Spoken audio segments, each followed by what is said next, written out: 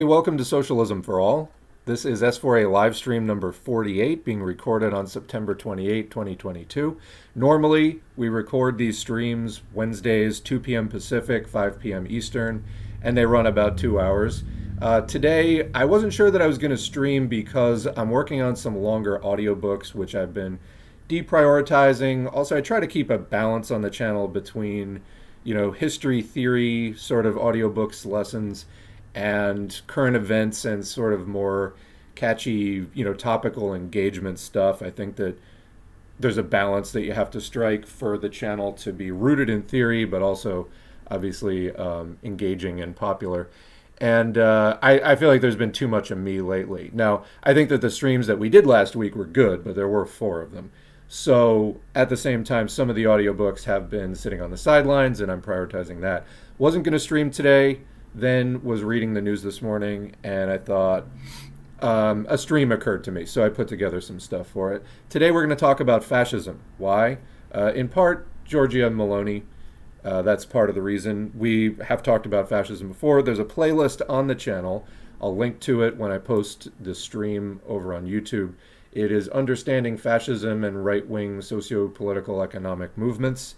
And it's current events videos, it's old, audiobooks, people like Gramsci, Dimitrov, Clara Zetkin, others talking about fascism back in the 20s and 30s and so on, all the way up through today and modern manifestations of extremely reactionary politics. Fascism is kind of a specific phenomenon. However, with the mainstreaming of fascism, there's been a lot of entryism by, former like outright neo-fascist radicals. I of course use radicals in quotes there, but this sort of more hardcore people. There have been efforts to mainstream it. So the result is that there's a lot of very far right conservative parties that have a lot of members that used to be in overtly fascist movements. Georgia Maloney is an example of this, and we'll run through her political lineage there. But so, look at the Republican Party today taking up, many neo-fascist talking points. I think that there's kind of a general global far-right convergence, and, they have learned to make their movements look a bit more respectable. But sorry, I have echo in my monitors and it's really distracting me. Respectable. But if you actually examine the content of their political program, it's basically indistinguishable from old school fascism, the anti-vax stuff, the anti-LGBTQ stuff, on and on it goes. And it's just sort of rehabbing this stuff under the guise of, oh, it's just conservative. Well, newsflash, fascism is just, in many ways, amped up conservatism that's on the warpath and pretending to be revolutionary. It's reaction. It's deep reaction. And it's not some of the more, quote, peaceful conservatism, if you will. But anyway, we'll get into this in a lot of detail. We're going to read a statement from Paul Stern. We're going to read Mussolini's idea of fascism. We're going to also talk about some of the background of what's going on today as far as crisis for capitalism post-2008, housing market in the U.S., Wall Street is not doing well. About $9 trillion got wiped out. For the more wealthy people who have money in the stock market, most people either don't or they don't have very much. And then we're going to look at Georgia Maloney's background going back to the 90s, which is very consistent. There's a lot of people, we'll look at the video where she praises Mussolini. People say, oh, well, she was 19 here. Yeah, but the thing is, she was in a far-right political party at the time. That's what they were teaching her. And this has been her entire political career. So if you didn't like that, she kept it up for 25 fucking years. So, or longer even. So that's where we're at. That's a very poor defense. Finally, we're going to watch the Jimmy Dore video where today he spent about 20 minutes trying to downplay and fascism and confuse people about what fascism is. This is basically picking up from the last stream where we were talking about, hashtag MAGA communism and all that shit, just a couple of streams ago. All right, that's about it for today. Let's start off just to set the tone here with a bit of a joke. This is a little comedy sketch some of you may have seen before. It's from a couple of years ago. It's in German, so if you're listening to this on audio only and you don't speak German, basically this is set in the Third Reich, and there are some Nazi party workers hanging swastika banners and posters, and then a Nazi official in full regalia walks by some random working guy smoking a cigarette, and he calls him a Nazi, and he's like, "Who are you calling a Nazi?" He's like, "Well, you're literally a Nazi." And he's like, "Oh, very convenient." Anyway, let's check it out.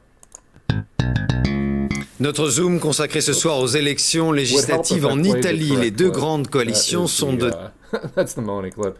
We're off to a great start today, let me tell you. Again, this is the stream I wasn't supposed to do. Let's try the other one. There we go. And but you know why that happened? Because I didn't credit Bestie Marks for putting this back in my feed. There we go. Nazi.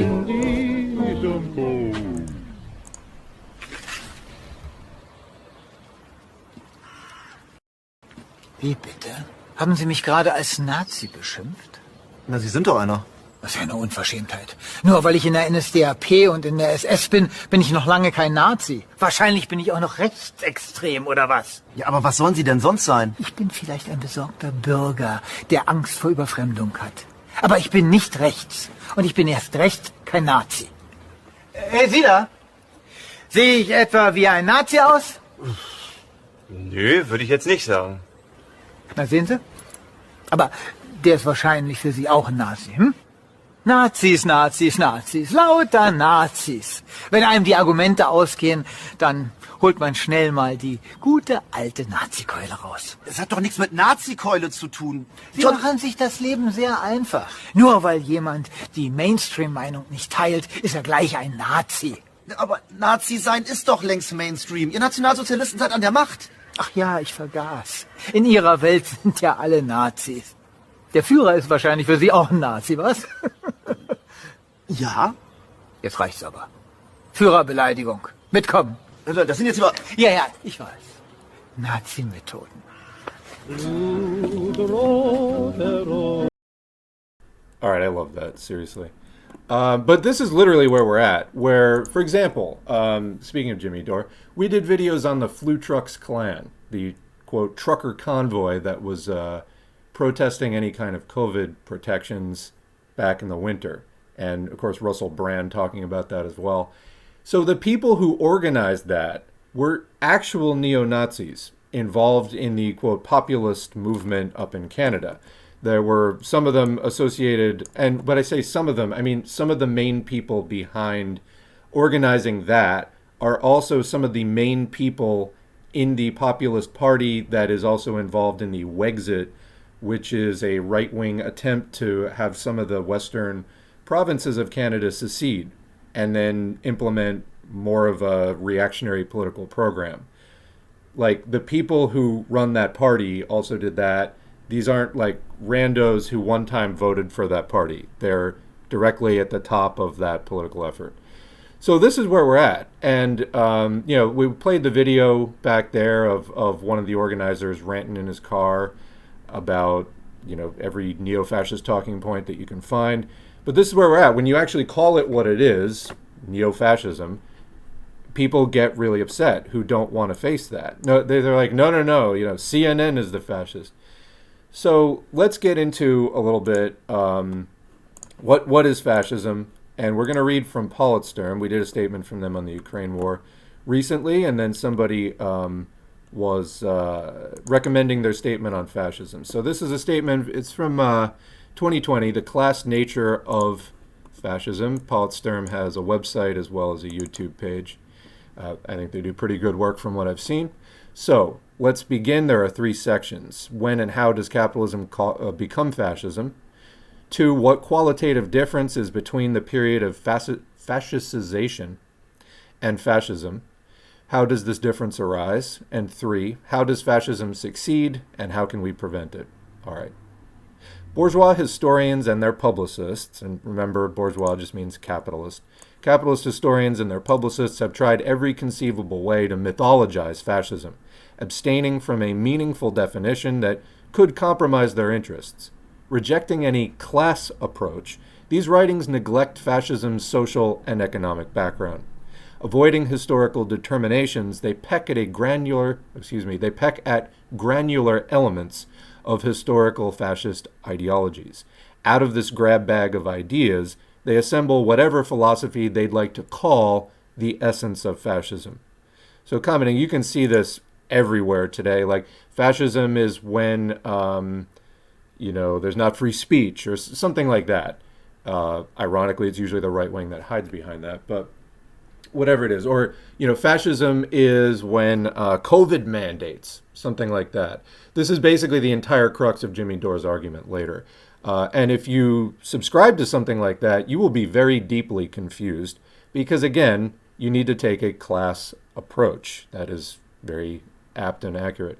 Continuing, Roger Griffin is an often cited expert of fascist history who demonstrates his ingenious insight by theorizing that fascism is essentially an attempt at some national palingenesis or rebirth to eliminate degenerate elements of modern life. The development of fascism, as Griffin describes it, is analogous to cultural, political, and economic modernism. His conclusion comes from an analysis of the chatter that fascist ideologues make about themselves, who depict the fascist project heroically overcoming a decrepit world order.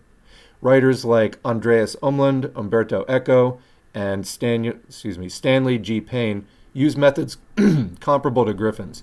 They deduce fascism's essential nature from its self-professed intentions, theatrical aesthetic, and hawkish rhetoric. In their scheme, the political reality of fascism is ultimately characterized by a pathos of torchlight processions, sinister emblems, and exhortations of superiority. Fused together, this ideology is brought to political fruition by the will of a strong man, whose sole desire is the foundation of the new order. These kinds of research don't meaningfully qualify any real quality of fascism, meaningfully clarify any real quality of fascism, nor its origins, nor its internal composition. Their narratives whitewash the historical stain on the capitalist societies which gave rise to fascism in the first place. They intend to demonstrate that fascism is somehow contradictory to the healthy liberal society to which the authors belong. So this is very true, and when we get into the Dore video later, as you know, they hate CNN and all that stuff, which is, compared to Fox News, CNN considers themselves the liberals and the believers in democracies, basically Democratic Party type stuff. When your whole political philosophy just revolves around owning the libs and just hating Democrats, you wind up falling into the arms of all kinds of, stuff that isn't going to help you as a working class person. Just because you can call out that hypocrisy does not mean that you have in-depth political analysis that millions of people should be listening to. Anyway, for them, fascism only amounts to an outpouring of popular ignorance and discontent. These popular dictatorships, popular in quotes there, or italicized, is just an unfortunate accident of history, which ought not rise again if only, quote, we the people keep an eye out for it. In a departure from any idealized analysis, Georgy Dimitrov offers us a capacious Marxist definition in which fascism is nothing but, quote, the open terroristic dictatorship of the most reactionary, most chauvinistic, and most imperialist elements of finance capital. Fascism is not a power standing above class, nor government of the petty bourgeoisie, or of the lumpen proletariat over finance capital. Fascism is the power of finance capital itself. It is the organization of terrorist vengeance against the working class and the revolutionary section of the peasantry and intelligentsia. In foreign policy, fascism is jingoism in its most brutal form, fomenting bestial hatred of other nations, unquote. Fascism is the complete culmination of all the consistent tendencies of capitalism in its imperialist stage. Time after time, this tendency towards fascism arises in every capitalist country as its crises deepen. When and how does capitalism become fascism? The formation of the capitalist era was economically characterized by open market competition and politically expressed by the historical development of parliamentarism. Out of the democratic struggle among various enshrined groups of owners, their shared interests were revealed and thus enshrined into law. These points of agreement, which emerged from a shared class position above the repressed classes, enabled them to come together and accomplish a common governing policy. These laws were established by committees of the ruling capitalists, their allies and representatives, in the cherished houses of democracy which we honor today. The transition of capitalism into its fascistic culmination is reflected in the gradual disintegration of these foundational democratic principles. Imperialism, the final stage of capitalism, is characterized by 1. The concentration of capital in the hands of monopolistic financial groups, 2. The elimination of free market competition, which exists at the earlier stages of capitalism, but the tendency of capital is to consolidate.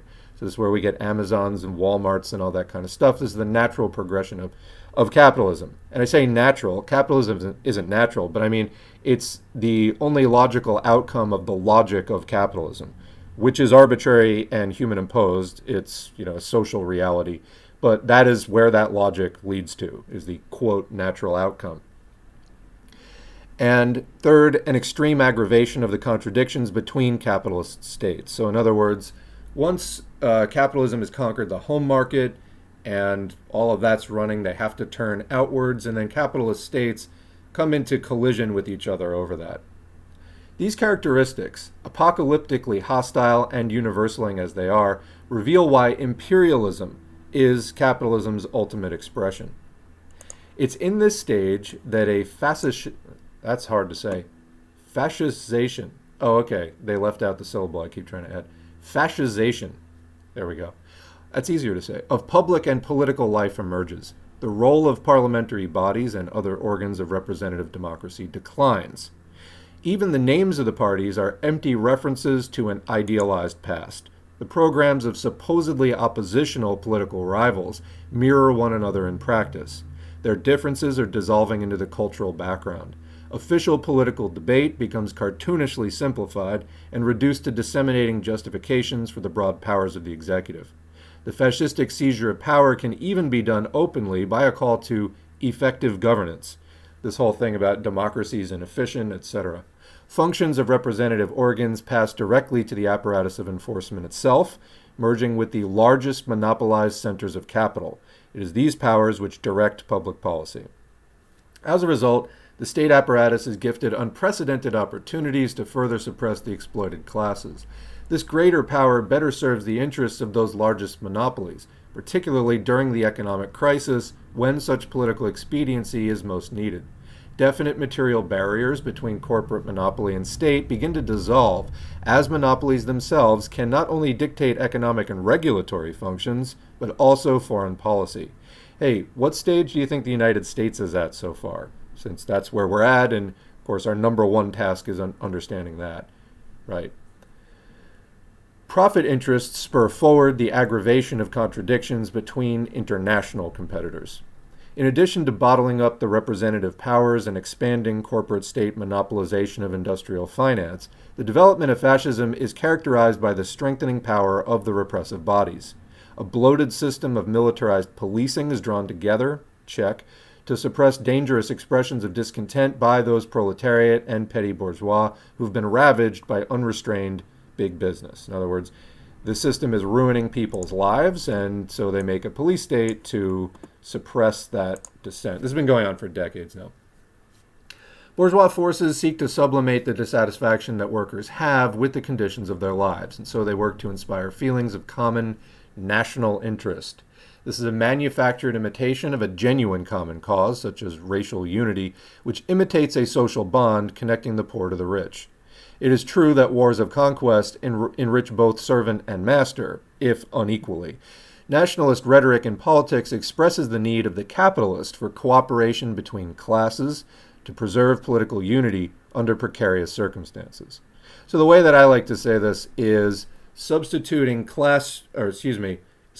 in place of class struggle, national struggle or racial struggle, whatever, in order to foster class collaboration in place of class struggle.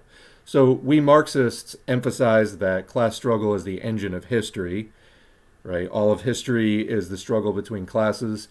And if we're going to get out of this nightmare of capitalism, this predatory exploitative system, the working class has to unite and fight the capitalists. That's class struggle, class war.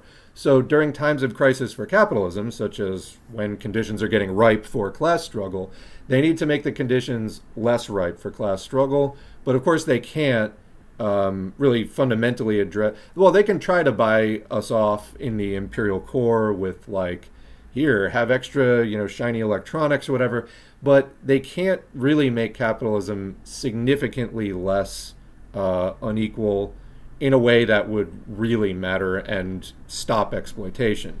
The best that they can do is some kind of social democracy which reduces it and then says, here, if it's not good enough for you, then you're a, quote, left-wing extremist. But hey, why should we have exploitation at all? But anyway, this is fascism substituting in national, racial struggle, whatever, in place of class struggle.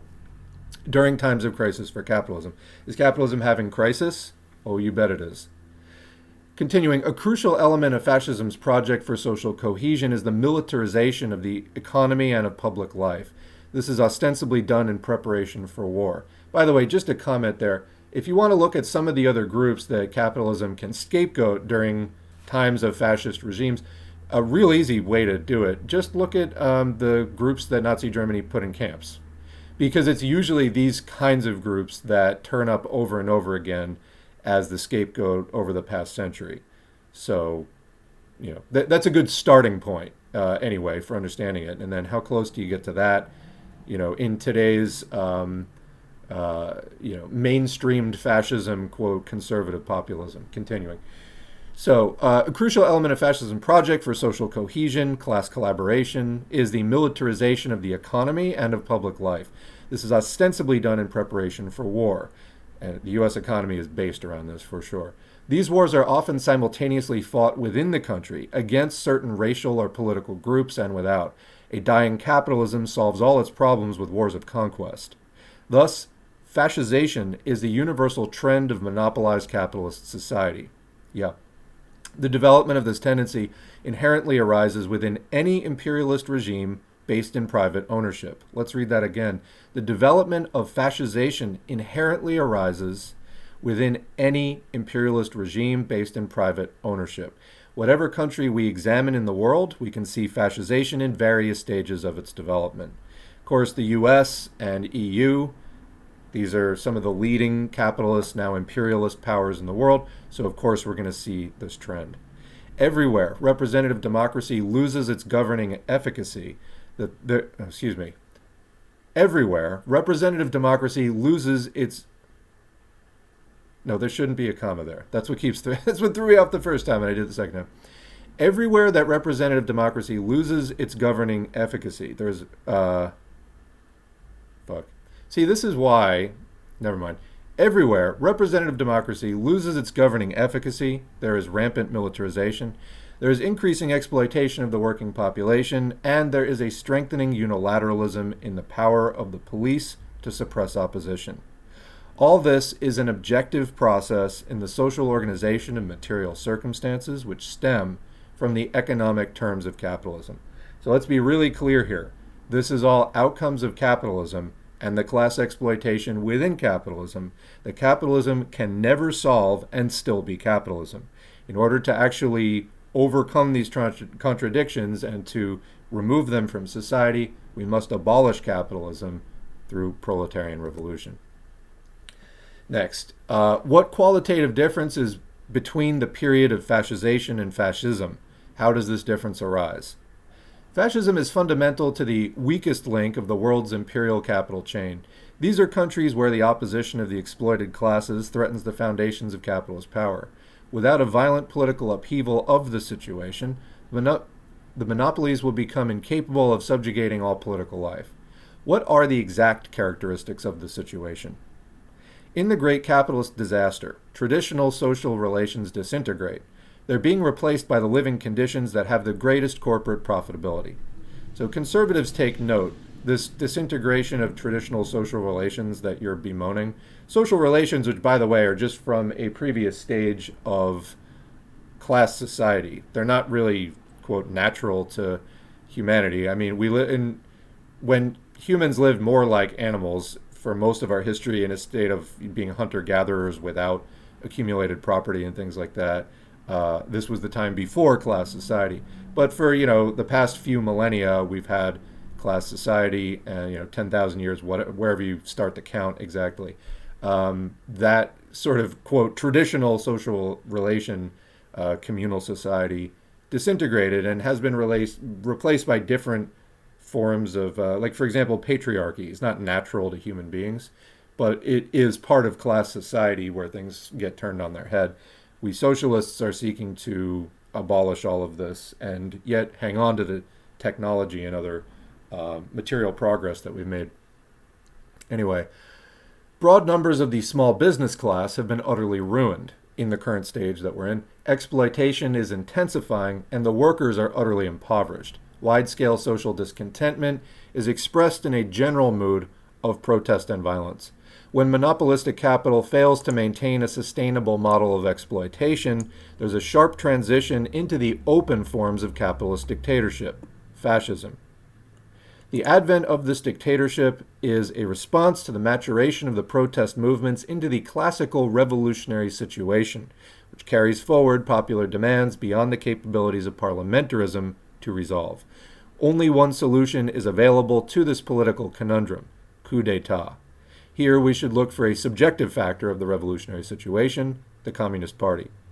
So just to recap that, when monopolistic capital fails to basically set up a system where it can govern itself sustainably and keep exploiting the exploited classes sustainably without constant protest, disruptions, all this kind of stuff, then they go into the open forms of dictatorship, fascism. The open forms of capitalist dictatorship, 'cause that's the stage we're in, of, class society, capitalism, fascism. The advent of this dictatorship is a response to the protest movements moving towards a revolutionary situation. So they want to avoid that revolutionary situation, and they will brutally repress the protesting public, and that's where we're at. Historian Ernst Nolte discusses this idea, repeated in one form or another, that fascism was born from communism. This pop theory claims that fascism is a reaction to the activities of an advancing communist movement, and that without the specter of communism, fascist power would not have taken hold.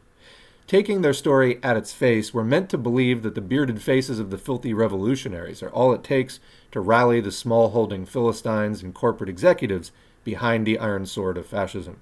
So yeah, this is quite literally blaming the victim. Communists are, it's a movement, a fighting movement of the working poor and oppressed people, and somehow it's our fault that fascism came to power. Fascism is indeed the last instrument to rescue capitalism from the revolutionary threat, but this threat doesn't come so much from the Communist Party as from the advancement of industrial technology and the untreated growth of class contradictions. Why? Because as industrial technology progresses, society changes around this, the way that work and therefore class exploitation it has to be orchestrated and handled. This creates changes in the population. Capitalism initiates a process called proletarianization, where increasingly more and more people who used to be from other, like, small merchant and artisan classes and peasant classes get drawn into the proletariat, the dispossessed working class that doesn't own anything. And our only interest in the proletariat is to see the end of the system. So what causes it is the advancement of industrial technology and the untreated growth of class contradictions. The contradictions between the interests of the people who rule society and the people who are exploited in society. These developments fundamentally undermine the stability of capitalist society, and it's their temporary sublimation, or venting, through the destruction of productive forces and subjugation of rebellious classes that fascism is aimed. So what are they saying here? That the growing contradictions and all the tension and pressure that builds up there can be temporarily sublimated by destroying productive forces, in other words, dealing with the advancement of industrial technology, and subjugating the rebellious classes who are becoming class conscious and, well, rebelling. The Communist Party, by expressing the working class's interests and rise to power, becomes an existential threat to the present state of things. During the violent fascist takeover, communist organizations, who have the potential to turn a revolutionary situation into an actual revolution, are the first to be drowned out by the rising tide of reaction. So this is the first they came for, ... poem. And yes, communists were absolutely among the first, because this is what fascism is aimed at. They're trying to stop a workers' revolution. That's the whole point of fascism, basically, is to protect capitalism during times of crisis from the elements most likely to be able to lead and execute a revolution. So, and the confusing part for many dupes and people who, and the helpful part for many people who are trying to dupe people, is that fascism will sometimes take radical rhetoric or revolutionary aesthetics in actually being counter-revolutionary. So you have revolutionary appearance, counter-revolutionary content. This is why you have to be able to analyze the content, something Jimmy Dore is utterly lacking in, as we will see. Where the communist parties direct the proletariat, strike against reaction, and forcefully threaten to overturn capitalist relations, only there does fascism fail, shattering under the blow of an awakened proletariat on the march towards socialism. So unfortunately, like in the classic cases of Italy and Germany, there were socialist and communist movements. They did what they could to organize. Unfortunately, the fascists got the leg up and won in that situation. We don't win every time. It's determined by a lot of different factors. This occurred in the Russian Republic, where the working class and the peasantry united around the Bolshevik Communist Party and thwarted the attempts of the bourgeoisie to establish a dictatorship that could rescue Russian capitalism. So I've been mentioning it recently on the channel, Summer 1917, Kornilov Affair. I did an audiobook of Stalin's The Plot Against the Revolution, and then right after that there's another one by Lenin that also talks about the Kornilov Revolt. But basically Russia was still in World War I, and there was an attempt there to bring about martial law in Russia to keep Russia in World War I and to thwart the revolution, which obviously did happen a couple months later.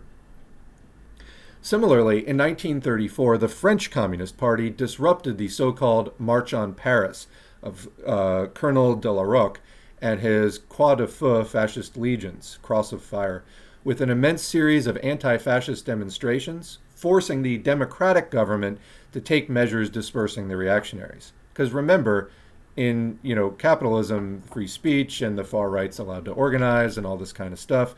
In this case, they forced the government to actually make the Nazis go home. Croix de Feu fascists anyway. After this, de la Roque simply took the parliamentary road and formed the PSF, but had previously been ready for a position like that of Hitler and Mussolini. Where the working class is disoriented and disorganized by revolutionary ferment, and the Communist Party, despite its favorable conditions, is not able to rally around working people and lead them to power, their fascism achieves an unconditional victory. So I actually just tweeted last night, this is relevant to this. Let me just grab the exact wording of it because I think that it was relevant. I think there's a question everybody should consider because where are we at? Keep going. So every time I look for this. Okay. Question was, if general mass protests broke out in the USA tomorrow over general living conditions, which socialist groups and or parties would be best positioned to provide meaningful guidance and leadership to them?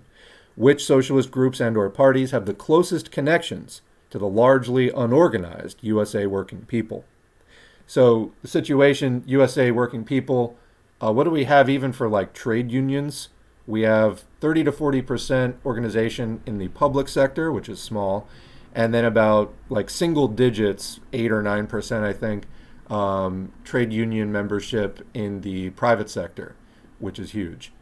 So USA people are largely unorganized. There are there is, as I say, I would say that the Green Party is sort of the start of the left, and then there's other left parties beyond the Green Party as well.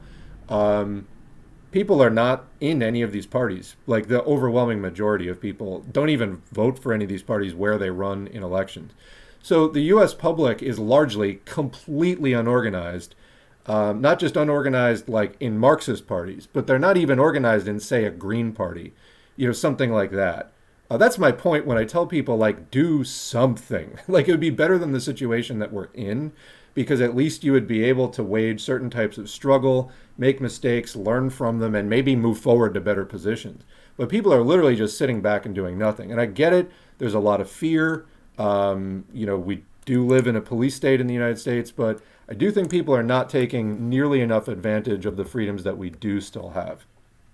Anyway, so that's a question. Are there any parties or groups that would be able to, as this article states, rally around working people and lead them to power? Or would we just have spontaneous demonstrations which lacking in political education and knowledge of revolutionary history, strong class consciousness, lacking in all those things? Would it just be spontaneous protests, venting of rage, some windows get smashed, whatever happens, and then people just sort of resume whatever they were doing? Because that has to go to the next level of becoming politically purposeful revolutionary behavior. And that can't really happen without class consciousness and some knowledge of revolutionary history, etc. Marx and Engels made the point that all throughout human history there have been rebellions and this and that. The point of Marxism and making a communist movement is to study all of this and scientifically come up with the shortest path from A to B, making the fewest mistakes. It's the science of radical social change, the science of revolution, a change in the ruling class. Now, socialism is unique in that it is the first time where the ruling class is also the majority of society. So this is huge progress, but the capitalists also fight it tooth and nail, hence fascism. How does fascism succeed, and how can we prevent it? Here, social democracy plays its part in the process of fascisation. Social democracy indicates reformism in its many forms, of democratic socialist capitalist parties and other co-opted workers' organizations. Why do they say co-opted? Because the real position of the proletariat is revolution. And, I said what I said before. Not everybody gets that at first, and the masses have to come to the position of what I just said. Revolution is really the only way forward. They can hear me say it, they can hear you say it, but they have to connect it with something in their own heads to believe it and then act on it. We have not reached that stage yet. That's basically the point here.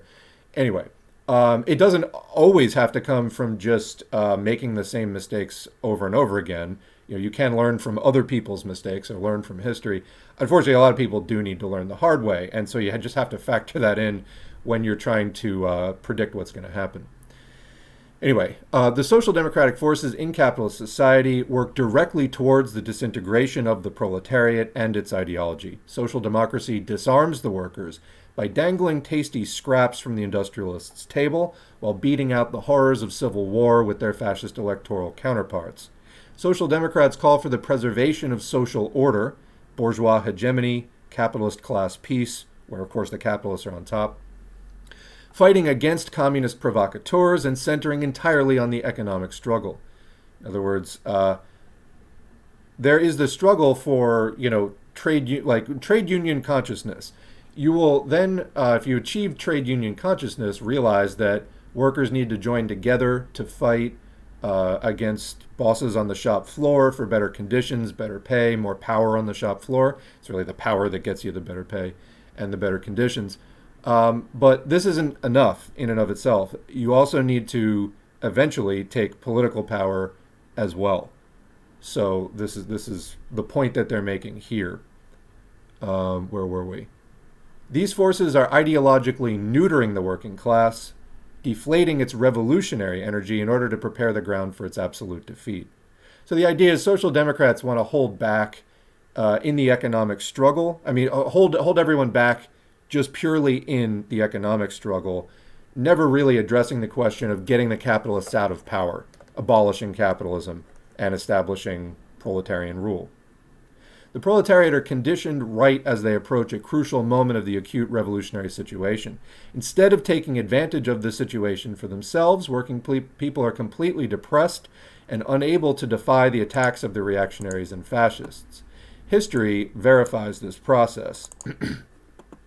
In Germany, Italy, Austria, Latvia, and Poland, their 20th century fascists came to power thanks to the treacherous, quote, peace-loving policies of social democrats who restrained the pressure of the proletarian movement and waged a ruthless struggle against the unions and the Comintern, Communist International, International Union of Communist Parties. The most egregious of these examples are Poland and Germany, where the paramilitary organizations of social democratic parties, the Iron Front and Workers' Militia, respectively, carried out direct attacks on communists under the banner of freedom and democracy. In Poland, the social democratic militants lent their support to the fascist regime of Józef Pilsudski in 1926. By the way, that reference to the direct attacks on communists under the banner of freedom and democracy, if you've seen the Bernie killed Rosa meme, this is a reference to social democrats attacking communists. It is no accident that the Third International, in its analysis of the successes of the Social Democrats, qualified this trend with the term social fascism. It's no further, because it's a different tone, but the same basic purpose. It's no further coincidence that the entire, quote, socialist stylings in the demagogy of fascism, rhetorical concern for the man of work, castigation of, quote, social parasites, and a vapid, high-flow anti-capitalist polemic are all borrowed from social democracy. Remember this when we watch the Jimmy Dore and Maloney thing in a bit. And this is exactly what I was talking about before, how capitalism, it is capitalism, but specifically the fascist stage of capitalism will co-opt revolutionary rhetoric and aesthetics in pursuit of actually defeating the proletariat. With a social democratic verbal porridge flavored by illusions of class unity under the supra-class state or class collaborative state, which I guess is no longer just the state of the capitalists. That's the illusion that fascism puts out. Fascism cooks up a social base for national revolution, which incorporates the impoverished strata of the petty and middle bourgeoisie and more reactionary elements of the distressed working classes, especially the peasantry. Out of those fevered elements of society which have completely lost their heads in the collapse of the social structure, so basically general panic sets in, people lose their bearings, the bourgeoisie arranges various gangs to act as voluntary armed assistants for the dictatorship. When speaking of either the Italian squadristi, the German Freikorps, or stormtroopers, Finland's White Guard, Latvian Aisargi, the Nicaraguan Contras, or the Turkish Grey Wolves, they all refer to the same essential thing. Now, comment there on the U.S. The U.S. has plenty of military between the armed forces and the National Guard and everything, but they still get irregulars. You get the Proud Boys, and then you get things like, well, when Jimmy Dore had that Boogaloo Boy on, this guy's from a libertarian militia. If we know anything about libertarians, they're hyper-capitalists.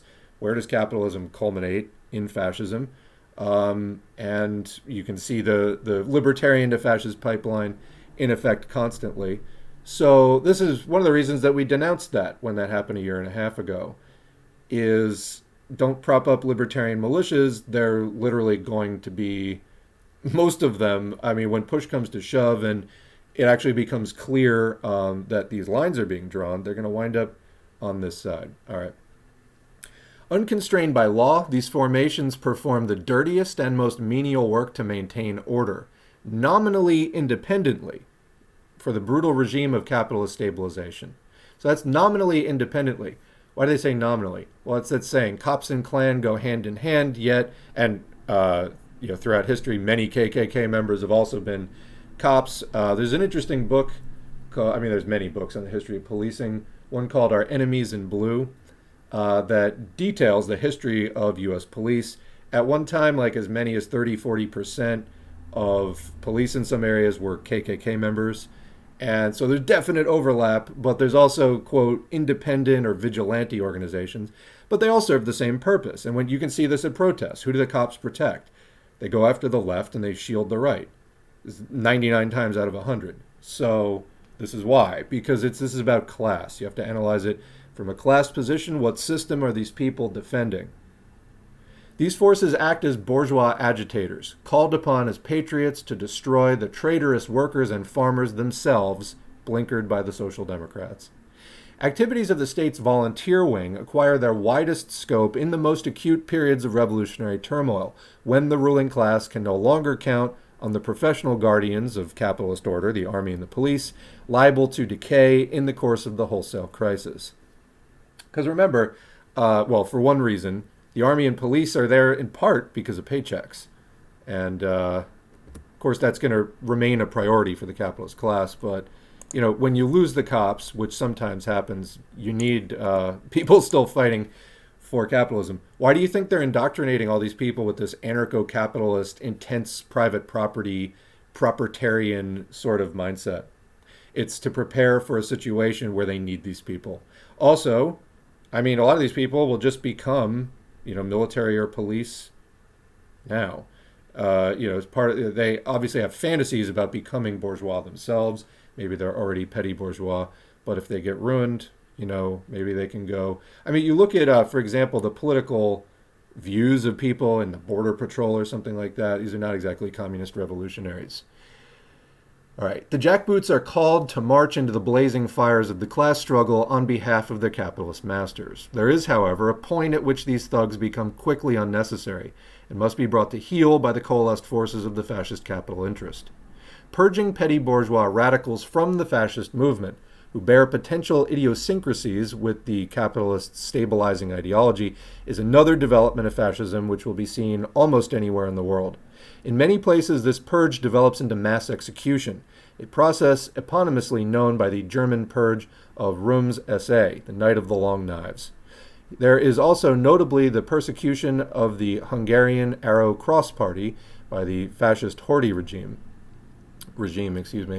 the defeat of the Portuguese national syndicalist movement by Salazar, concurring repression by the Pilsudski government at the camp of Great Poland and other Polish far-right organizations until their defeat in the early 30s, the elimination of Brazilian integralist action by the Vargas regime in 1937, the repression of the Grey Wolves by Kenan Evren's junta in 1980, 81, etc. So this is the point where we were just describing the need for the irregular vigilantes. However, there comes a point where that is no longer in the interest of the ruling regime, where their interest just becomes stability. And these groups are too much chaos, they're potentially too independent, etc. They have to either join the official forces or be completely stamped out. And in some cases, they are part of the official order and sometimes just need to be trimmed down to be kept in line ideologically. Elsewhere, the bourgeoisie deal a softer blow to their wayward children. The Chilean organization Fatherland and Liberty was forcibly dissolved after the coup of 1973. The Indonesian Union of Student Action had been similarly dissolved by the Suharto junta in 1966. And in other places, as in Latin America in the later 20th century, capitalists simply failed to achieve the necessary stability for the regime. In this situation, all sorts of volunteer fascist squadrons act as a reserve force against the heightened revolutionary threat. A few more screens here. We'll break for the chat after that. A final distinctive feature of the fascist practice is militarism. Aggressive expansionism, the pillar of fascism, is usually wrapped in low-grade missionary ideas and a patriotic mania for historical justice.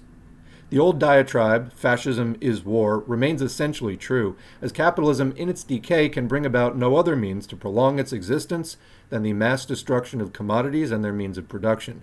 With this invention of scarcity, concentrated bourgeois forces carry out a complete reevaluation of the price of things through genocidal partition of their already divided world market.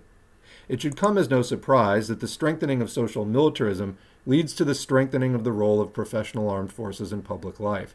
The army itself, with its leadership economically fused to the ruling class, responds to this public attention in full reciprocity. Moreover, in the developing fascist capitalist countries, where the bourgeoisie is not able to put forward political leaders to save capitalism, it is the army command that assumes responsibility for maintaining order, thereby directly officiating the fascist dictatorship.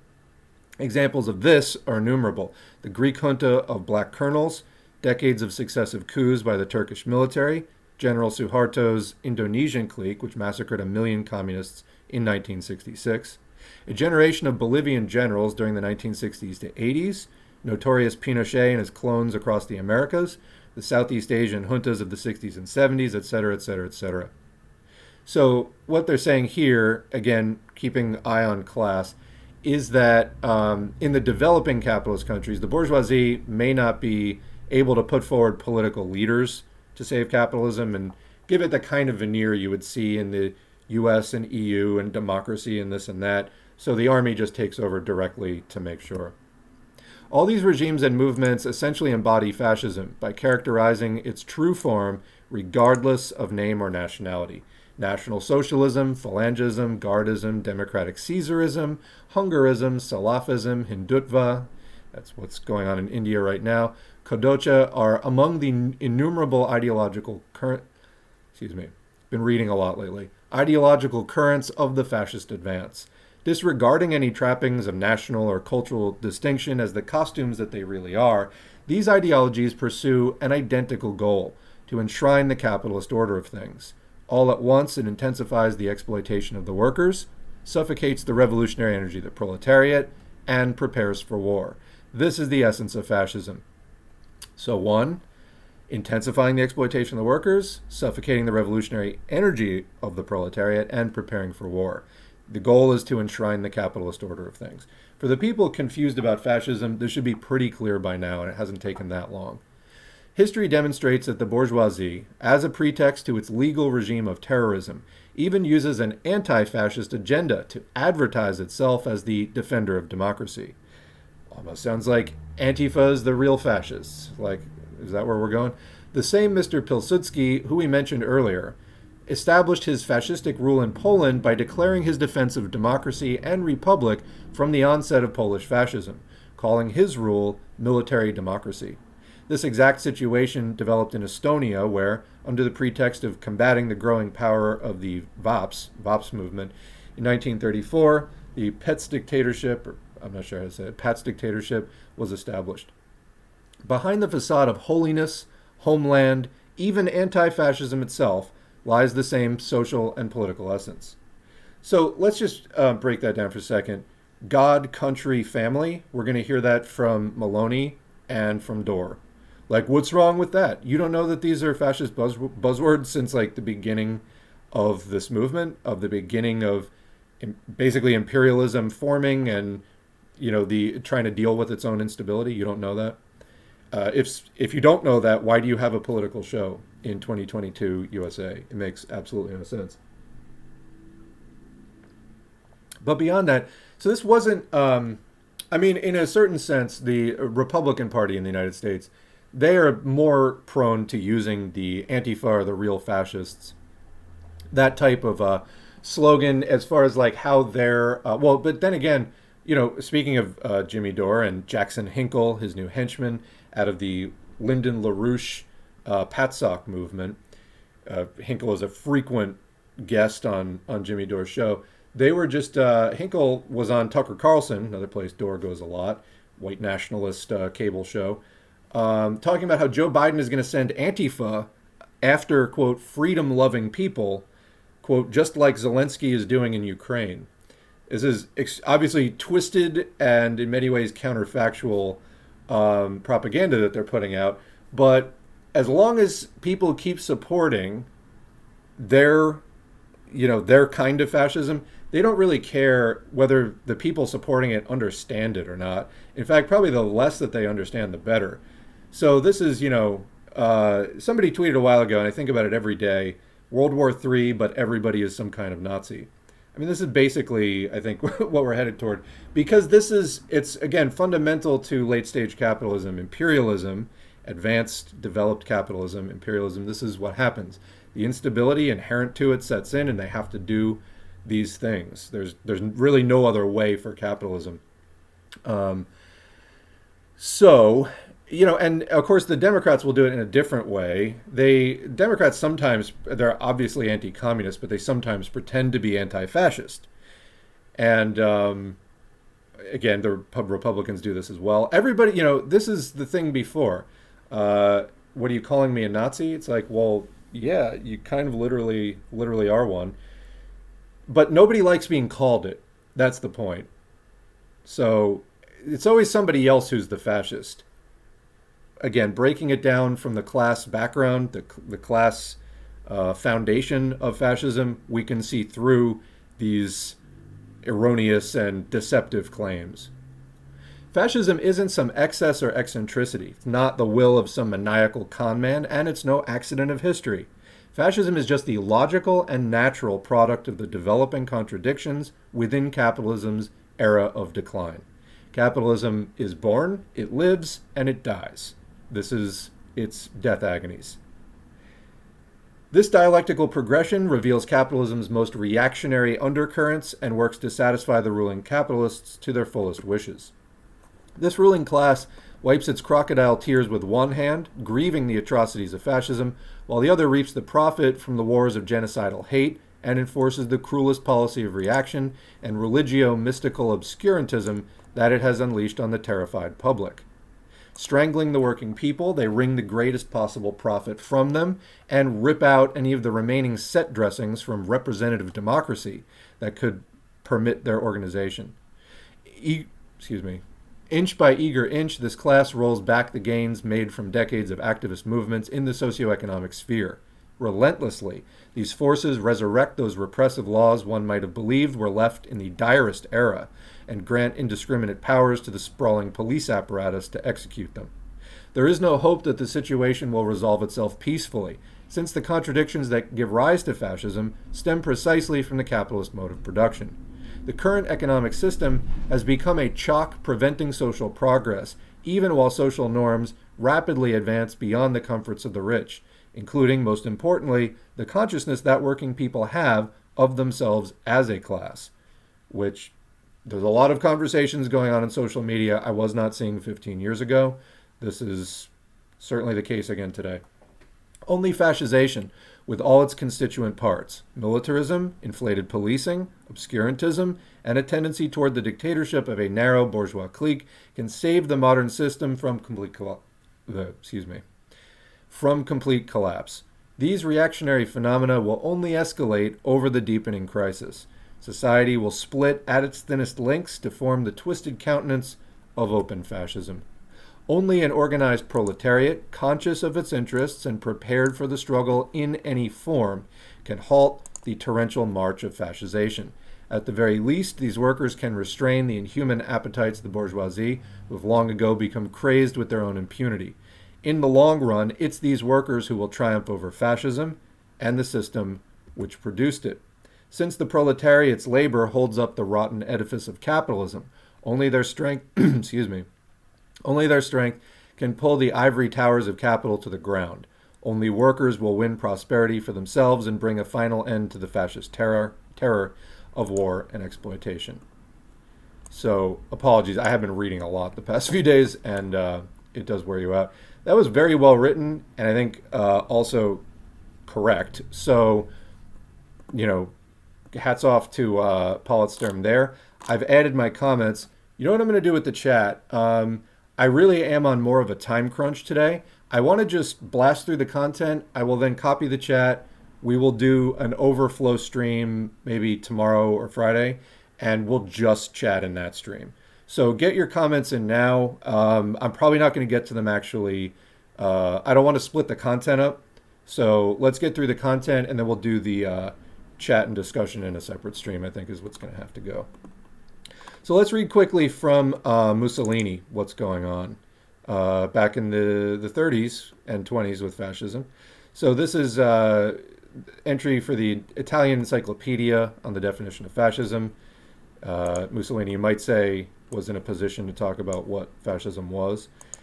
Fascism, the more it considers and observes the future and the development of humanity quite apart from political considerations of the moment. Let's continue.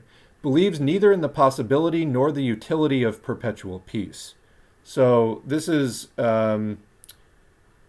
There's going to be a lot of doublespeak in this, but this is, of course, an attack in a way on the idea of socialist revolution, as well as bourgeois ideas of peace. The problem with, like I said, how they ape revolutionary rhetoric, they usually write their material in such a way that you could take, you could have a revolutionary read of some of the things that they're writing. That's never the way that they mean it, and it's only through kind of like careful study over time of it that people are no longer duped by that. Anyway, continuing. Fascism thus repudiates the doctrine of pacifism, born of a renunciation of the struggle and an act of cowardice in the face of sacrifice. So this sort of personal heroism and the triumph of the will of the strong, etc., this is core in fascism. War alone brings up to its highest tension all human energy and puts the stamp of nobility. Forget the idea that war is like hell on earth and a horrific thing. No, it puts the stamp of nobility upon the peoples who have courage to meet it. All other trials are substitutes which never really put men into the position where they have to make the greatest decision, the alternative of life or death. The fascist accepts life and loves it, knowing nothing of and despising suicide. He rather conceives of life as a duty and struggle and conquest, but above all for others, those who are at hand and those who are far distant, contemporaries, and those who will come after, unless they're of the wrong race or sexuality or whatever. Fascism is the complete opposite of Marxian socialism. The materialist conception of history of human civilization can be explained simply through the conflict of interests among the various social groups and by the change and development in the means and instruments of production. Fascism now and always believes in holiness and in heroism, that is to say, in actions influenced by no economic motive, direct or indirect.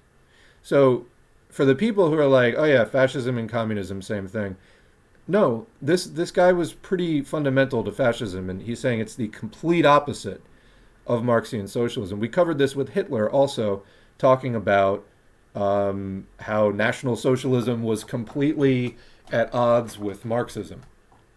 So, yeah, you might want to check that out.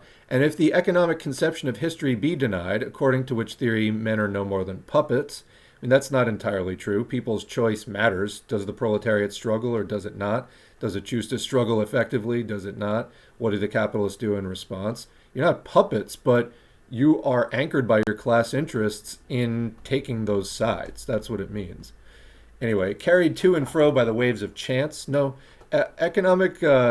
historical materialism is not about the waves of chance. So that's a blatant fascist distortion. While the real directing forces are quite out of their control, we are the directing forces. Our labor as the proletariat creates the world. The thing is that we as individuals cannot just shape it. It's through collective action, class action, that we can actually, not class action in the current, class action lawsuit sense, but action as a class, an economic class in the Marxist sense, that we can change history, because again, history is is driven by class struggle, class conflict. Anyway, it follows that the existence of an unchangeable and unchanging class war is also denied. So they deny class war, class struggle, the natural progeny of the economic conception of history. And above all, fascism denies that class war can be the preponderant force in the transformation of society. After socialism, fascism combats the whole complex system of democratic ideology and repudiates it, whether in its theoretical premises or in its practical application. Fascism denies that the majority, by the simple fact that it is a majority, can direct human society. It denies that numbers alone can govern by means of a periodical consultation, although it's very willing to make use of democratic machinery when it thinks that, it can gain an advantage by doing so. And it affirms the immutable, beneficial, and fruitful inequality of mankind. Let's read that again. It affirms the immutable, beneficial, and fruitful inequality of mankind. Did Jordan Peterson write this? Which can never be permanently leveled through the mere operation of a mechanical process such as universal suffrage. Whoops. Wrong article. Fascism denies in democracy the absurd conventional untruth of political equality dressed out in the garb of collective irresponsibility and the myth of happiness and indefinite progress. Given that the 19th century was the century of socialism, was it now, of liberalism and of democracy, it does not necessarily follow that the 20th century must also be a century of socialism, liberalism, and democracy. Political doctrines pass, but humanity remains. Oh, this other sort of appeal to this transcendent humanity and like the heroic ego and all this stuff. You'll hear this again in the Maloney speech that Dore talks about. Anyway, a century of fascism, a century of authority. For if the 19th century was a century of individualism, it may be expected, it's like such just odd framing, it may be expected that this will be the century of collectivism and hence the century of the state. The foundation of fascism is the conception of the state, its character, its duty, and its aim. Fascism conceives of the state as an absolute, in comparison with which all individuals or groups are relative, only to be conceived of in their relation to the state. The conception of the liberal state is not that of a directing force, guiding the play and development, both material and spiritual, of a collective body, but merely a force limited to the function of recording results. On the other hand, the fascist state is itself conscious and has itself a will and a personality. Well, this is easy if you deny class struggle and the class nature of government.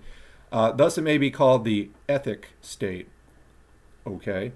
So, again, this is laying the groundwork for the overthrow of the more liberal democratic form of capitalist government and the initiation of more terroristic forms, where the state itself will seem to have a will and a personality.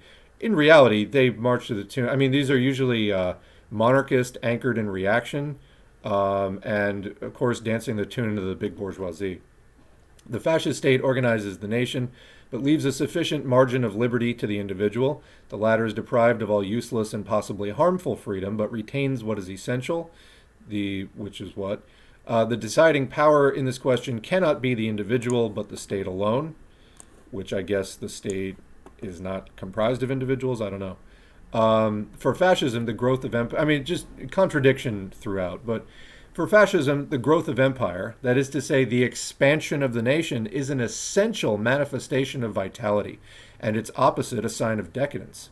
So, again, there's a class and economic basis, which we already went over, for why advanced capitalism has to expand. Fascism is the ideology justifying it and romanticizing it and giving it a myth. So, peoples which are rising or rising again after a period of decadence are always imperialist. So this is, again, this sort of fascist counter-revolution crackdown. It's for them a sign of vitality. So, and will your particular demographic be one of the ones swept away in this puppet show of restoring national vitality? Cross your fingers that it won't be. And if it is, cross your fingers that you can conform to whatever they say you need to be to not be wiped out. Okay. Fascism is the doctrine best adapted to represent the tendencies and the aspirations of a people, like the people of Italy, were rising again after many centuries of abasement and foreign servitude. But empire demands discipline, coordination of all forces, and a deeply felt sense of duty and sacrifice. This fact explains many aspects of the practical working of the regime, the character of many forces in the state, and the necessary severe measures which must be taken against those who would oppose this spontaneous and inevitable movement of Italy in the 20th century. And so, yeah, this is the future. And if you get in the way of the future, man, you get what's coming to you. You get what you deserve, basically. That giant police state apparatus we were just talking about. And really, if you stand up for your class interests as a proletarian, then you are, according to Mussolini, recalling the outworn ideology of the 19th century. Really, Marxism was like the dawning of proletarian ideology. The proletariat exists in earlier stages of class society, but it's only in capitalism that the proletariat really becomes like a mass force, and of course the revolutionary force, which can abolish the current system and go on to rule the next system. So Marxism took the previous forms of socialism, utopian socialism of various kinds, and improved them.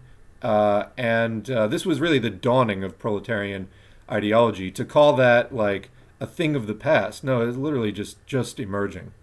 Anyway, socialism or any outworn ideology of the 19th century has been, quote, repudiated wheresoever there's been the courage to undertake great experiments of social and political transformation, for never before has the nation stood more in need of authority, of direction and order. So this, again, the Law and Order Party, this is common among, garden variety conservatives as well as more extreme right conservatives and fascists as well. We'll see that when we look at Georgia Maloney's political history.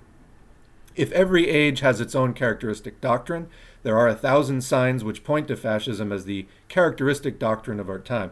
I mean, in a certain sense, yes, it's the ideology of advanced imperialism as needed, but this too is a transient phenomenon to be undone by socialism. For if a doctrine must be a living thing, this is proved by the fact that fascism has created a living faith, and this faith is very powerful in the minds of, that this faith is very powerful in the minds of men is demonstrated by those who have suffered and died for it. Well, I guess you can say the same thing of monarchism or whatever else in the past. Was this all voluntary, et cetera, et cetera? So really an attempt to glorify this ideology here, which of course every ideology tries to glorify itself, and so on. So in the interest of time here, I'm going to skip right to some of the Maloney stuff, and let us go to, I'm not going to be able to, I was saying that this stream might be a little bit shorter than usual, and I'm just not going to be able to do that. But let's go ahead and check out the old clip of Maloney. So this clip is in French. It's from French TV, French news. And let me get the other screen up here. If you don't speak French and you're listening on audio only, you're going to have a rough time. But I'm posting a video that has English subtitles to at least help out whoever can look at the screen. So let's see where that is. Here we go. Okay, so that's a clip of her going back to the 90s.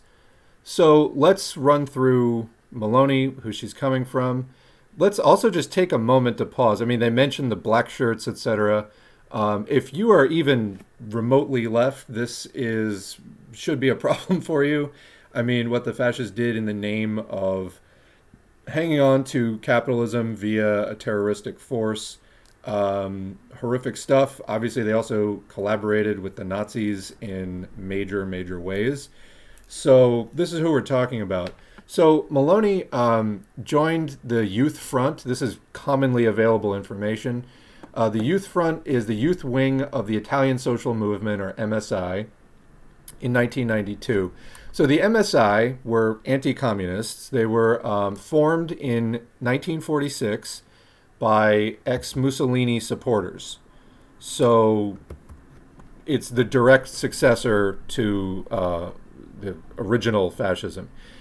So she was in the youth wing of that party in the 90s. So where did she get these ideas about Mussolini? Well, that's the political education that she got and clearly has had her entire adult life. Just to be clear. And, before anybody, as, Dore and his idiotic guest from Hardlands News are going to get into, like, well, then also the USA's fascist. Yes, genius, this is part of late-stage capitalism. That doesn't change the fact that this is a horrific thing that's happening.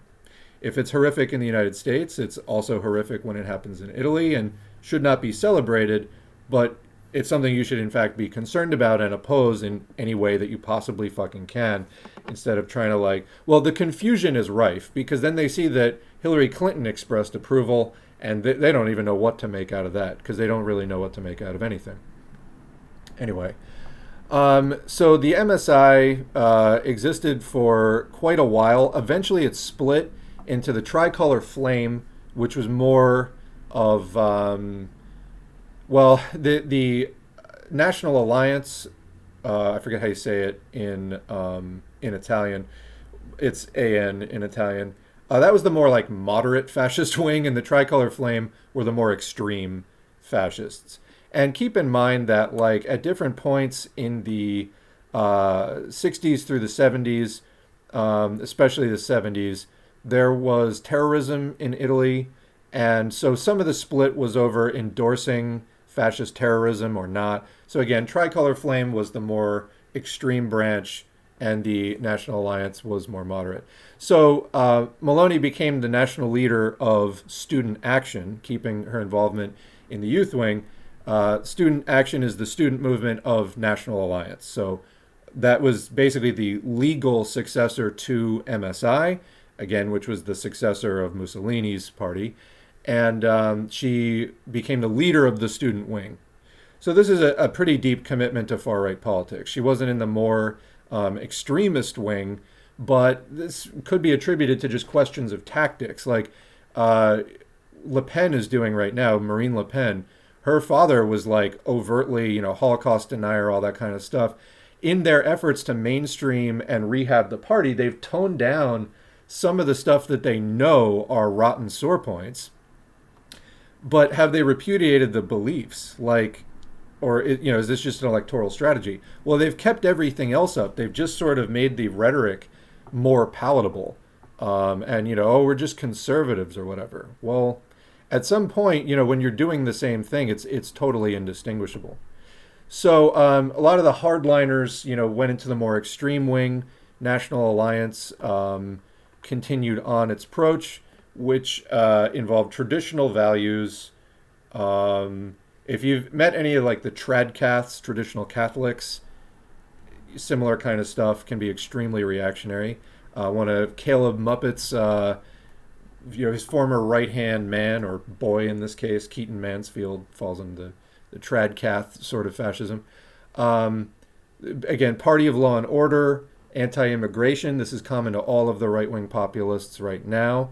Prohibition of all drugs. They have, however, embraced Israel. And so they have a lot in common here with the Republican Party in the United States. And in fact, at one point, Dore says, well, they just sound like Republicans. Yeah, dumbass, because Republicans also have become a completely neo-fascist party.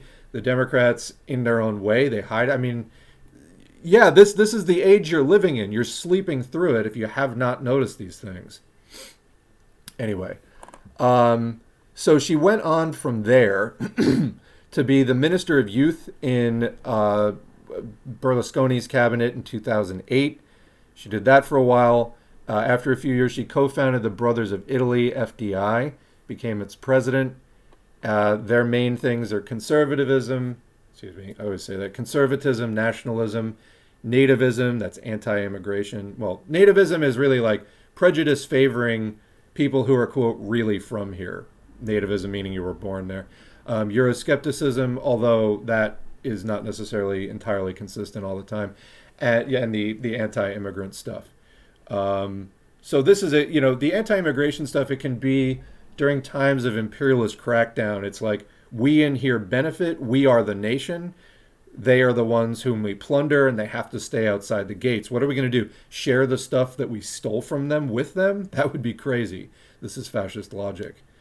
And it's been in FDI that she kept going. But so make no mistake, she's been involved in neo-fascist politics her entire fucking life. Look at the other parties. Actually, here's a good example right here. Who else is, excited about this kind of thing? There is, actually, I don't even know if I have the thing. Ted Cruz was praising it. So now we get up to Jimmy Dore, and this is where we'll be closing off for the day. Is this the thing? Yeah, this was his thumbnail. Oh, wow. She's an anti-COVID passport candidate. Dude, the fucking COVID mandates and shit, it's fucking over. Just the other day, Canada, this was announced, they're removing all COVID travel restrictions starting this weekend. It's fucking over. What are you even raging about at this point? So, I mean, it shouldn't be. COVID causes brain damage. We were just covering that in the last stream. But the thumbnail is, oh, wow, is she a fascist or a communist? I can't tell the difference. Well, we saw in the last stream where Jason Hinkman went on the Dore show to try to plug Infracel's hashtag MAGA communism. Jimmy Dore was like, well, I guess I don't know what communism is. Yeah, I guess you don't know what communism. And why do you have a political show if you don't understand things like this? So let's watch the clip, and then we're going to have to end. Before we get to that, I would just like to thank the current patrons, whose names are about to be on the screen. There we go. Patreon.com/socialism for all. Every donation is encouraging. They're also materially helpful. I don't run ads or sponsorships on this channel, so anyway, it's greatly appreciated. I would make videos even if nobody contributed, but it does allow me a lot more time when people do. So again, thank you to all the patrons. Also, like, share, subscribe. That helps YouTube to recommend this content to more people, and that's what we want to do. Put it in more people's hands so that they're not choking on misinformation and capitalist and fascist distortions of what's going on. All right, let's watch the Dore clip. I think now you have sufficient background to understand why this is just crap. A lot of what he's going to be saying. Here we go. So there's a new prime minister of Italy, eh? And you want to... First of all, I don't think that that's how they talk in Italy, but all right. Here's everybody's making a big deal out. Here's her speech. Oh, everybody's making a big deal out of it. So that's the framing for this video. Is like, hey, why don't you all just relax? She hasn't done anything. Look at this nice speech she gave. This is him downplaying and denying, again, a career fascist here. And Jimmy Dore apparently has never met a neo-fash, quote, populist who he doesn't like. Why? Well, you know, he's a fascist who wants healthcare, I think is the answer. And let's listen. Tante altre di queste domande. A monte c'è quella che ci facciamo oggi, perché la famiglia. So you know what I'll do? Because we still you don't speak Italian, but you're I don't speak Italian, but if Okay. I could really speak it. So I'll do it a little. I'll read it out because there's a lot of people who listen to this show as a podcast. So I will also interpret. Here we go. She says, "This is about what we are. This is about what we are doing here today. Why is the family an enemy? Why is the family so frightening? There is a single answer to all these questions, because it defines us, because it is our identity, because everything that defines us is now an enemy. For those who would like us to no longer have an identity and to simply be perfect consumer slaves."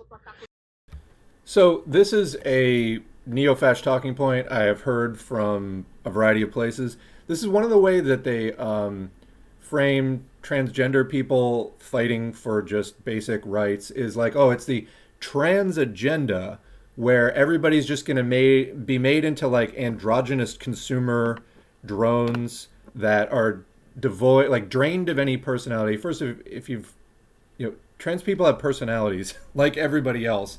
That's not what that's about at all. Second of all, trans people are discriminated against in like every facet of bourgeois society.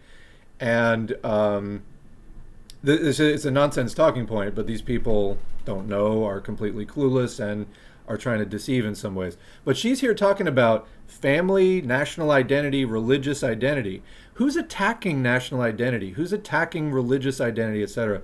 These are classic fascist talking points that she has been smoothing down and shaping into a more mainstream-friendly form for decades. That's what Le Pen's party is doing. That's what all of these neo-fash parties are doing. And Jimmy Dore is sitting here like just a complete, just dupe, dutifully reading it along with it and going, wow, she's making so much sense. This is exactly what he did with the Boogaloo Boy. It's exactly the same thing. There's no critical engagement whatsoever. You might think, oh, hey, she's been involved in fascist politics, what did it say, since 1992? 30 years. You might take a more critical approach to that. But clearly, Jimmy Dore is approaching this from the track of, okay, I know she's been involved in fascist politics for 30 years, but let's hear him out. It might not be so bad. I'm predicting he's just going to be like, oh, yeah, the fascists are, you know, left of the Dems. Which, as long as he can sell that to his audience, it's like that's all that you need. Because remember, the MAGA people, who are now Jimmy's audience, it's the communists are Democrats, and it's the Chinese, and they're behind every rock. And they don't care what it is, as long as it's not that. So he's going to be going along with like, oh, we need to rigorously protect our national identity and our religious identity and stand up for traditional family values. Yeah, this is fascism. Okay. And so they attack national identity, they attack religious identity, they attack gender identity, they attack family identity. So when fascists say they attack gender identity, they mean that trans people are trying to get rights. That's it. It means that just, the binary of like man and woman and quote traditional gender roles are not rigorously enforced with like public beatings if you stray from them. That's, and family, one man, one woman. I believe that this was a point that Jimmy Dore used to attack Hillary Clinton for not, the Defense of Marriage Act and all that stuff. Yeah, this is what she's talking about here. These are, what's progressive about this? All right. I can't define myself as Italian, Christian, woman, mother. No. Yes, actually you can. You can do all of those things. This is back to that first video where he's like, what do you mean, like, you are mainstream. You have the power currently. You can't call yourself a woman or a Christian? Those poor, persecuted, white, female Christians. Are you kidding me? I must be citizen X, gender X, parent 1, parent 2. I must be a number. Because when I am only a number, when I no longer have an identity or roots, then I will be the perfect slave at the mercy of financial speculators. The perfect consumer. You hear Steph in the background. What? You are lapping up fascist propaganda right there. That's what you're doing. So these vague nods to attacks on, quote, financial speculators. There's your classic, like, little bit of left dressing wrapped around reactionary defense of, quote, traditional gender roles, traditional family, nationalism, all this stuff. So look at them, just they can't drink it up with a big enough straw. They can't find a big enough straw. They're swallowing the can whole at this point. It's been quite a transition over the last 6 years for Jimmy Dore. But all this stuff that the fascists make out, they want to drain you of your personality and individuality. We must be the fascist heroes, the gods on earth, all of this stuff. This is what we stand for. This is a made-up thing where fascists are trying to recast a meta-narrative. Now, this is wild that she's saying these things. No, it's not wild that she's saying these things. She's a fascist. This is what they say. Do you not know that, or are you just hoping your audience doesn't? Well, I'll finish and then we'll come back. The perfect consumer. That's the reason why. And then she finds a poem. That's why we inspire so much fear. That's why this event inspires so much fear. Because we do not want to be numbers. We will defend the value of the human being.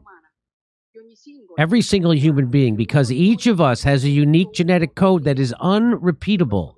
And like it or not, that is sacred. We will defend it. We will defend God, country, and family. Those things that discuss. Now, I know that Jimmy Dore knows better than, because he used to the way that he would cover Trump back in 2016 during the primaries. He'd be like, look at these people. They're out here for a disgusting political program, Trump's political program, but they're all dressed up nice. I'll bet they're all Sunday school teachers. What a bunch of fucking hypocrites. And now look at him. He knows goddamn well what he's doing. Do you know what he's doing? Because I do, and he does. If you don't, you're on the outside looking in. Us people so much, we will do it to defend our freedom, because we will never be slaves and simple consumers at the mercy of financial speculators. Whoa, he's doing the same mugs where he's like, wow, I can't believe what she's saying. It's so great. Why is the, quote, establishment freaking out about it? Now, I know everybody in the chat knows what's going on here as she talks about the financial speculators, globalists. It's the same thing. Remember, they have spent decades trying to refine this to where they can do their dog whistles and get them quieter. There's some far conservatives and fascists that, the dog whistle is more like an air raid drill. They're really going for high levels of power, and sometimes it helps to be as subtle as they can. But again, it depends on your level of political sophistication, whether you can see what's going on here or not. I know Jimmy Dore has at least the sophistication to see through "we will defend God and country" and this whole concocted thing about, attacks on our humanity. That's not what's going on. Her party is, well, let's look at a little bit of, I don't have a screenshot, but it's all the typical things that she goes for. Bring it back up here. I mean, it's the typical list of anti-LGBTQ, anti-immigrant, all the stuff that you see during the, any of these parties like AFD or whatever, opposing abortion, same-sex marriage, xenophobia, Islamophobia,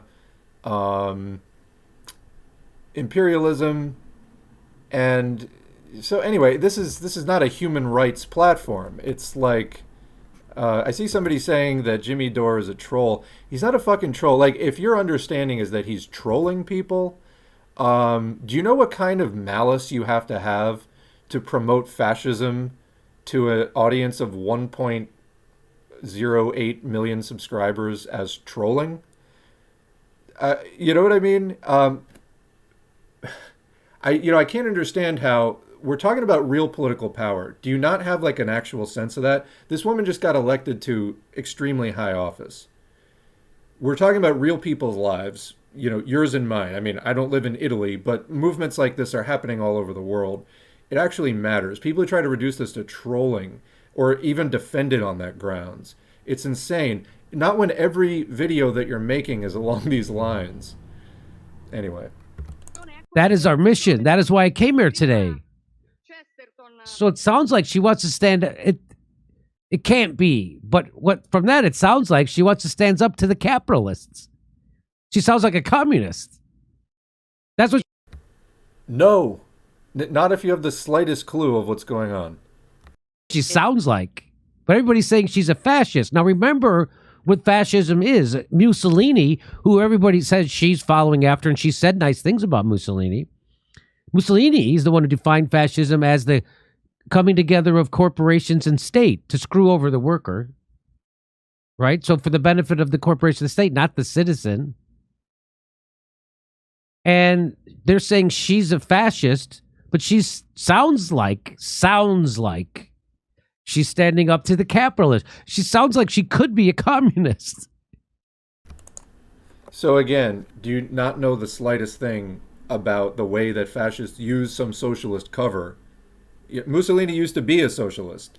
He then started working for MI5 and for a number of other reasons shifted to the right and started attacking the anti-war movement, etc. Best D. Marx has a very good video on how and why Mussolini moved from left to right. But yeah, they use left cover to promote the status quo. This is like a basic fundamental thing about fascism. Again, the Nazi Party, National Socialists, it's got that in there, but buffalo wings. Things aren't always exactly what they say.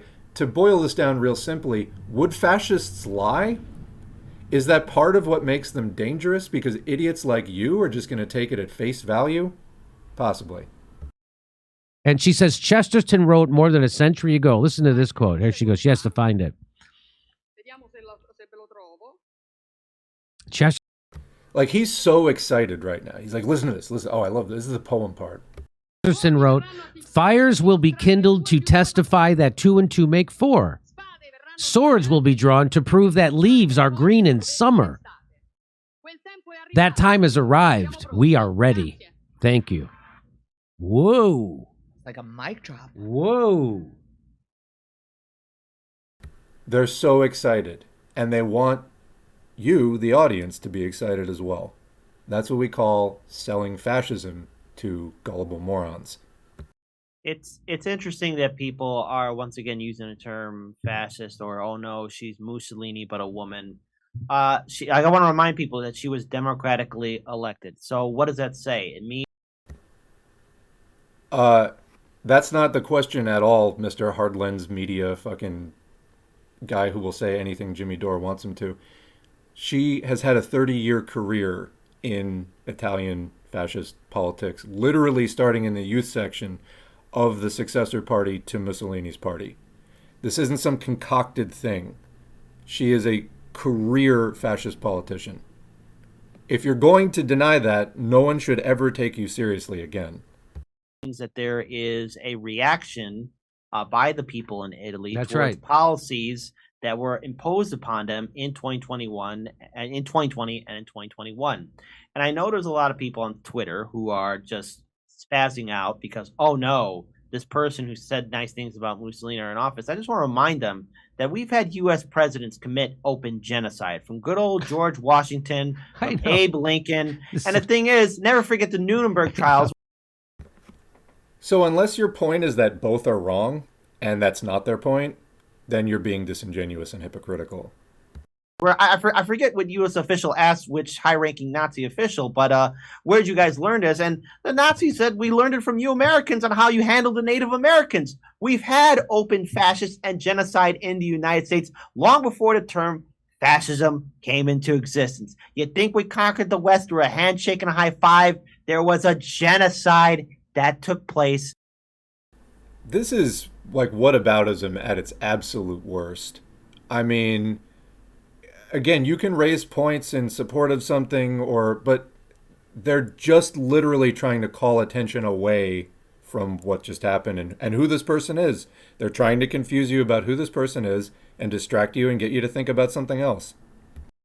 Amongst the Native American population. And they so were exterminated. And so she is a this is what people are saying, that she's a backlash. People voted for her just as you pointed out, a backlash to the authoritarian COVID policies. Mm-hmm. No, that's not like, oh my God, but this is Jimmy Dore, and everything has to do with the fucking COVID vaccine. Like, his political philosophy is this. By the way, fascism throughout time has been anti-vax. This has been part of it the whole way through. U.S. far-right reactionary politics, you find the same thing. And now Jimmy is using a tweet from Peter Sweden. Georgia Maloney, misspelled there, has spent the last 2 years as the only politician in Italy fighting against the COVID passports. I think actually all of that stuff got completely dismantled, and it was half-assed in the first place. That's not why she got elected. That's not why fascism grows. We just did the entire analysis up there. This guy, Peter Sweden, let's just to put this in context of the kind of company that Jimmy Dore is keeping now. I got to move this out of the way. That didn't work. Oh, I see why, because I moved the wrong thing. There we go. This is from the wiki. There's more examples. Peter Emanuelson is a far-right speaker and activist. Emanuelson was originally a Holocaust denier, white nationalist, extreme homophobe, etc., etc., etc. So he's part of this neo-fascist movement himself. A few examples of Sweden in action are, thank you to @leftward_swing, Holocaust denier, transphobe, anti-LGBTQIA bigot, anti-vaxxer, and flat earther. So anti-Semitic tweets as well there. I can't even read this stuff on the stream. It's so horrific. But you get a sense there of who Jimmy Dore is now keeping company with. And there I go, moving the wrong thing again. And Georgia Maloney so this is what Peter Sweden says. He says, Georgia Maloney has spent the last 2 years as the only politician in Italy fighting against the COVID passports. Now the Italian people just elected her as prime minister. So do you see how, because our politicians in America, Democrats, have become so right-wing, so authoritarian, that they can make someone like DeSantis look appealing to people who... No, that's not really why that's happening. And this has been a constant thing. Jimmy has been doing it since Trump, of like, well, Hillary Clinton was so bad, and yeah, no fans of Hillary Clinton here on the board of Walmart and everything else. Like, Hillary Clinton is about as imperial establishment as you can possibly get. Voting for Trump because he's different, or like it's a vote of no confidence, or this or that. But don't you understand that these people don't represent something fundamentally different? Didn't you learn that about Trump, that he does not represent something fundamentally different? that his administration was the same, that all of these right-wing populist fascist people are just going to keep giving you more intense, advanced imperialist capitalism. None of them are going to do what you want. They're duping you. They're doing this like faux populism to get your confidence, and then they're going to fuck you over because the issue here is capitalism and class exploitation. Don't you understand that? Like, anyway, but he's been doing this since Trump, that it's just like, oh, we're going to give a black eye to the establishment. No, if you don't actually organize something positive for workers that moves towards abolishing capitalism, then you're going to keep going around in circles, and no matter who is running for the capitalist government, they're going to keep moving in this way if they're trying to represent the capitalist class at all. The system is going into crisis, and they're going to keep trying to institute fascism because it's what they need to do. They have no other option. But Jimmy Dore gets addicted to this particular piece of window dressing, the COVID passports. Fucking Biden did vax or mask in May of last year. It's been over a year now. What else? You won, okay? There's no COVID protections. COVID is spreading like wildfire, and we're in for a hell of a winter. What at this? But you think it justifies voting for people who've been lifelong fascists, openly, and you're just going to turn a blind eye to that, or be like, hey, maybe it's not so bad. That can't be for real. This is disingenuous. Jimmy's making a lot of money. He gets on the Tucker Carlson, all this stuff. This is just promotion of fascism. He is now an arm of the right-wing populist machine that is going to assist in the intensification of fascism in the United States.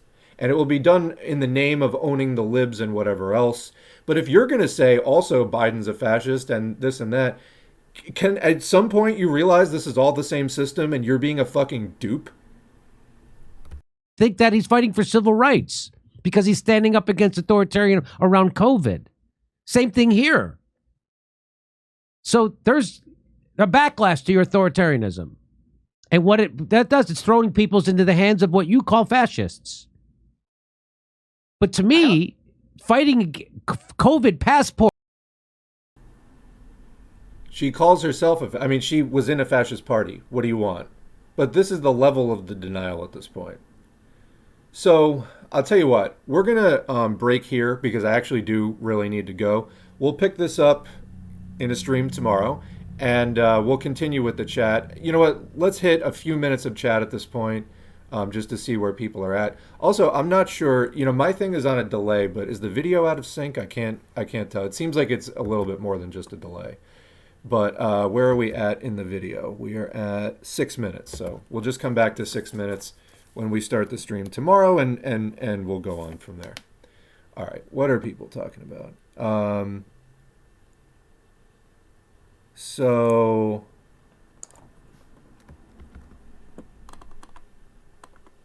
somebody is posting way too many comments, and they happen to be terrible comments, so let's clean that up.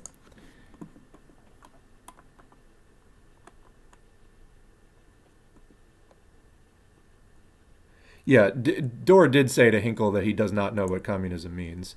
I mean, he was doing it in the context of, it was kind of in the context of like, well, if it's what Hinkle says it is, then maybe he doesn't know what it means, but he clearly did not know what it means as well. We need a vaccine to mitigate brain cells lost from Jimmy Dore. I don't know what it's going to take, but he is now just openly promoting fascism at this point. We'll see. There's still 2/3 of the video left. Honestly, this has gotten so bad. If watching him, like I said, he would go to the Trump rallies and he would talk about the hypocrisy and, how they shouldn't be. He knows goddamn well what he is promoting, and he's just doing it anyway. So, all right, like I said, I should get going, so I'm going to grab the chat. We'll pick up with the comments tomorrow in the stream. We'll watch the rest of the video, and then we'll just do some discussion, and then that will be it for the streaming this week. But again, thanks to everybody who showed up in the chat today. Appreciate you being here. Didn't get to your comments today. We'll get to them tomorrow. And thanks to everybody on YouTube watching as well. You know, people ask, you know, why do you cover Jimmy Dore? Because it's part of the machine. This is an anti-fascist channel, and he's part of the machine, literally just selling fascism to people. All right, thanks again, and we will see you in the next video.